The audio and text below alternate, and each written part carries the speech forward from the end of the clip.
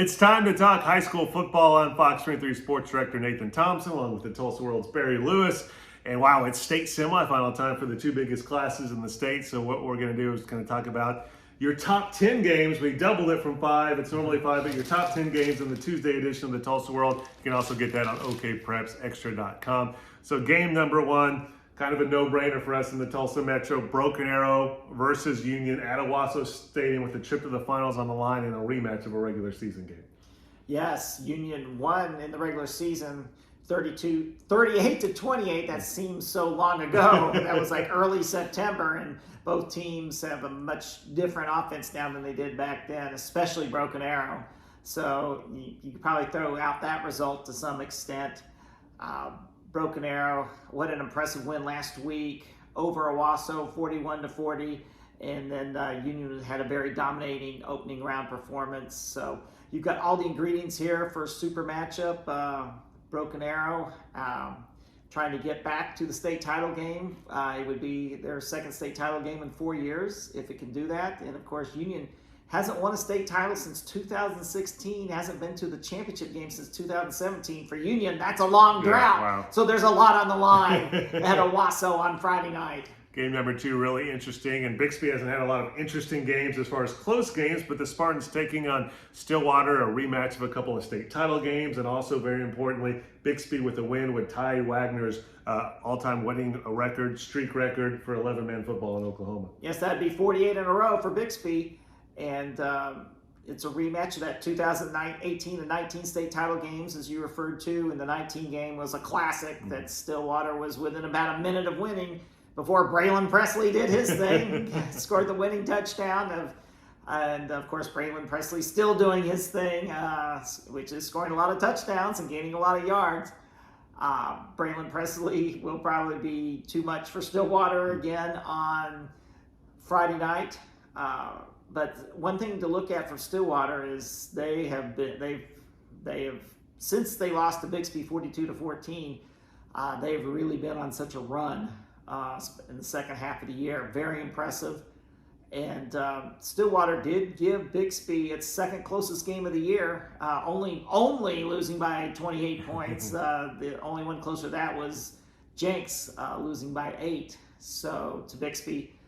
Stillwater played Bixby to a scoreless first quarter, and that's no slight feat this year.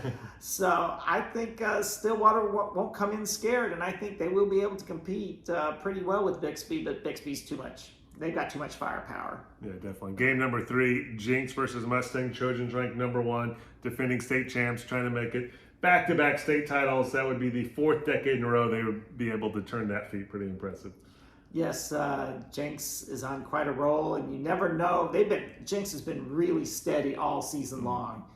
And with Mustang, it's been quite the opposite. You never know what you're going to get from them. Is it going to be a Mustang team which won at Owasso, or is it going to be the Mustang team that lost to 2 non-playoff teams, which is almost unheard of for a 6A semifinal team to say that they lost to 2 non-playoff teams?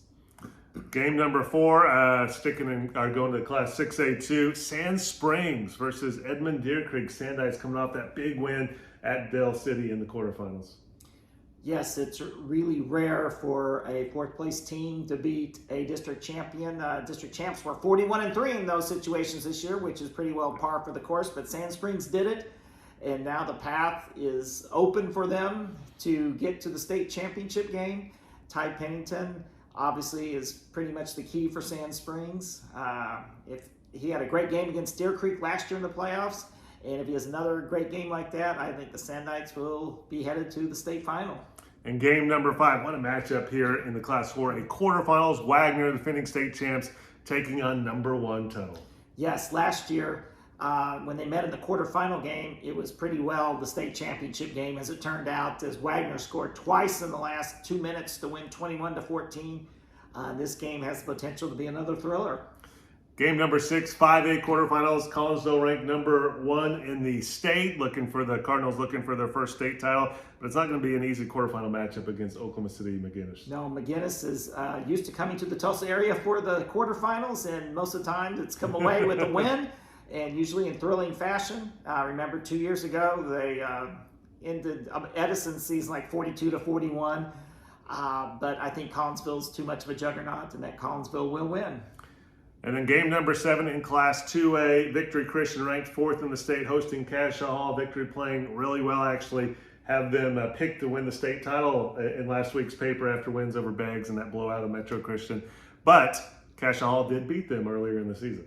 Yes, and you can never count out Cashion when it comes to playoff time. Joe Medina has led Cashion to state championships, and but I think Victory Christian, they look like a state title contender right now, and so I'm going to give Victory the edge. Game number 8, Class 3A quarterfinals, Berry Hill, who went 9-2 in a really tough schedule in the regular season, but it doesn't get any tougher than going to OKC Heritage Hall, one of only 2 teams in Class 3A that are undefeated. Berry Hill's schedule has prepared it well, but it's tough to win at Heritage Hall. Just leave it at that. Game number 9, 4A quarterfinal, Bristow at Clinton. It's also tough to win at Clinton. These 2 teams haven't met since the 1985 semifinals, so it's been a long time for the rematch of Bristow's 15-7 win that year. 2 programs with long and storied football traditions. Bristow, we'll point out, set its all-time playoff scoring record last week, so Bristow's going into that game with a lot of momentum. And rounding out the top 10 Class 5A quarterfinals, Pryor with a long day. The Tigers have to drive more than 3 hours to get down to Lawton Mac to take on the Highlanders. Well, if you're going to drive all that way, you might as well win, but it's tough to win at Lawton Mac.